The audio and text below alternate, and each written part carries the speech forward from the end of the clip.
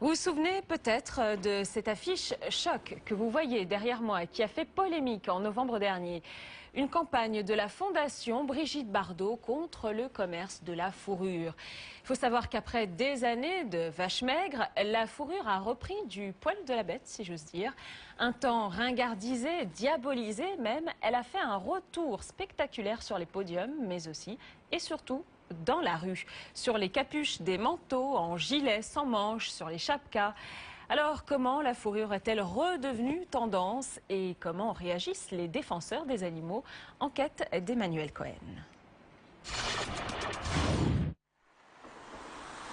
Au Danemark, la paisible ville de Copenhague est parfois troublée par des cris étranges.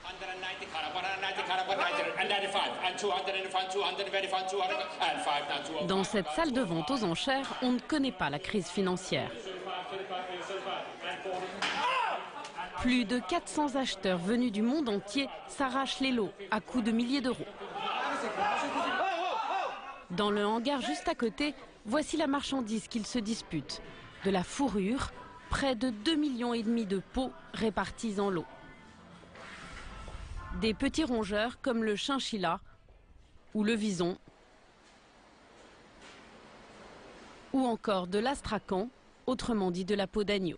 Ce sont les fourrures les plus prisées pour confectionner manteaux, vestes et autres accessoires. Dans la salle des ventes, les prix flambent. Plus de 120 $ pour une peau de chinchilla, alors qu'il faut au bas mot une centaine de ces petits rongeurs pour élaborer un seul manteau. Enfin, moi je pensais qu'ils allaient rester fermes, qu'ils viendraient toutes les femelles et des prix fermes, mais je ne pensais pas que ce serait la hausse. Philippe de Bourcieux est un négociant français spécialisé dans la fourrure. Il est mandaté par plusieurs maisons de couture pour acheter des peaux de vison beige qui serviront pour leur prochaine collection. D'accord, j'ai compris. Hein. Ok, je te rappelle plus tard. Pour lui, Allez, pas ciao, question bye bye. de repartir bredouille. Ses clients en veulent à tout prix. Il y a un lot précis que vous attendez là? Oui, j'ai une couleur particulière que je vais acheter pour deux clients. Un client français, qui vient de parler maintenant, et pour un client italien.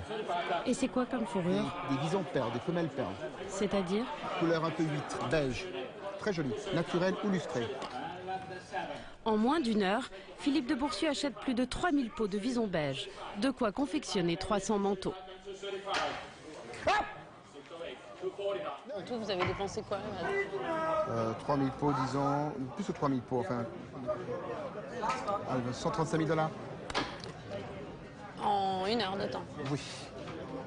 Si tous ces acheteurs sont prêts à dépenser autant, c'est parce que cet hiver, la fourrure fait fureur. En manteau, veste ou gilet, impossible d'y échapper. À Paris comme dans toutes les grandes capitales, la fourrure s'étale dans les rayons des boutiques branchées. C'est le must de la saison.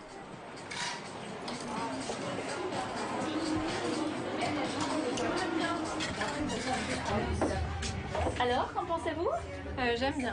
Elle est super, ouais. Elle est très cosy, elle est très... La jeune fille semble intéressée par ce gilet sans manches en renard. Très bien. Et la vendeuse sait trouver les arguments pour la convaincre. Alors, je ne sais pas si vous avez remarqué, l'aisance là, c'est fait exprès qui va vous permettre la superposition, puisque c'est la grande tendance cet hiver. Vous pouvez rajouter le petit blouson en cuir, très vintage, qui va permettre d'être décalé avec la fourrure. Ouais, c'est très sympathique. Elle est jolie, hein? Ouais. Puis au teint en plus, ça vous va très très bien. Hein? Non, je vais la prendre. C'est vrai? Ouais. Elle te plaît, maman? C'est très mignon, ça lui va Ah, très voilà. bien. Et vous porteriez, vous, là, une petite fourrure comme ça? Sûrement, pourquoi pas. Alors que jusque-là, la fourrure se traînait une image vieillotte, aujourd'hui, elle séduit même les jeunes. Il faut dire que les articles proposés ne ressemblent plus vraiment aux manteaux de nos grands-mères. Là, vous avez carrément la parka avec le col renard, amovible.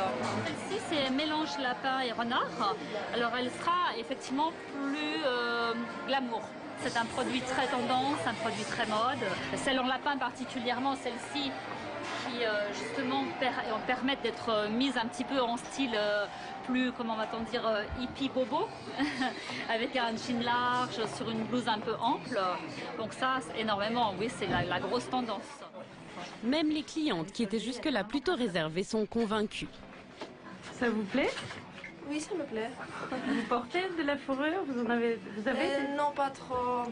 Je suis un peu sensible avec les animaux, mais c'est très joli. Un vêtement tendance qui fait craquer les jeunes filles. On en oublierait presque qu'il y a quelques années encore, la fourrure était totalement décriée. On est en train de massacrer tous les phoques. Tout commence dans les années 70 avec Brigitte Bardot et son combat pour les bébés phoques. Avec des petits gadgets comme ça. Je pense que c'est dégueulasse. Parce que ces animaux ont 2 mois, qui sont là, pauvres petits abandonnés, qu'on leur tape dessus et qu'on les dépèce vivants. Pour faire quoi? Pour vendre des peaux à des fourreurs? Alors je trouve ça monstrueux. Ce sont ensuite des associations de défense de la cause animale qui vont prendre le relais avec des actions spectaculaires. Publicité choc ou mise en scène sanglante pendant les semaines de la mode. Au début des années 90, ces activistes remportent la bataille de l'opinion. La fourrure disparaît des podiums. Dans le prêt-à-porter, seule la synthétique subsiste et même les top modèles se rallient à la cause.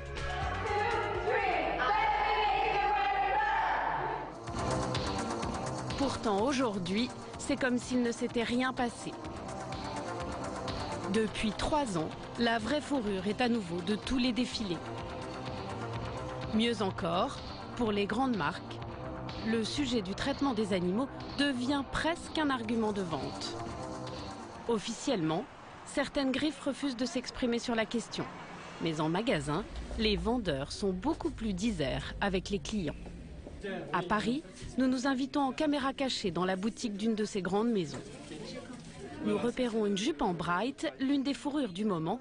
Lorsque nous questionnons le vendeur sur sa provenance, il n'hésite pas à livrer des détails. C'est du bright, c'est le bright, le bright, tout ça.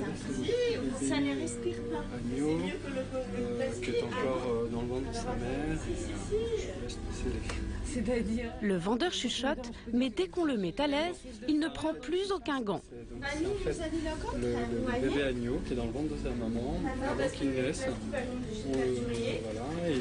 On les fait naître avant en fait. On le fait naître avant justement et c'est pour ça que vous avez cet effet un peu bouclé par rapport au liquide amniotique du ventre de sa mère. Donc c'est vrai que ça vous donne un effet pas fini, quoi. En d'autres mots, la brebis a été avortée pour obtenir un fœtus d'agneau avec une plus belle fourrure. Qui a fait que, voilà. C'est un petit nouveau-né. Ouais, c'est ça, c'est comme un petit nouveau-né. Malheureux pour la bête, mais bon. Mais il y en a plusieurs là d'ailleurs. Non ? Ah bah là, oui, il y en a plusieurs, parce que pour trouver un petit bébé aussi long, aussi là, c'est pas possible. Furieusement tendance, plus vraiment tabou, la fourrure a opéré un incroyable retour, le fruit d'un lobbying acharné.